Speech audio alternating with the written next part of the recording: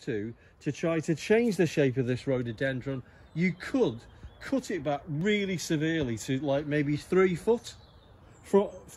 Take the whole lot off back to 3 foot, and it would reshoot. It is a plant that you can do that to, and it will come back to life. As it stands though, the only thing that the person who owns this garden is particularly bothered about is really the height of it. They don't mind the rest of the shape of it, but it's the height of it which they've got some issues with. So what I'm going to do is I'm going to take this bit off here.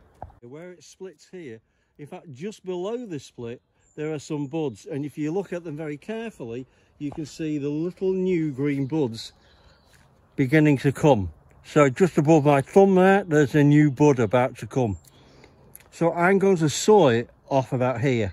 I'm going to try to make it as clean a cut as I possibly can, because that reduces the chances of any infection getting into the plant.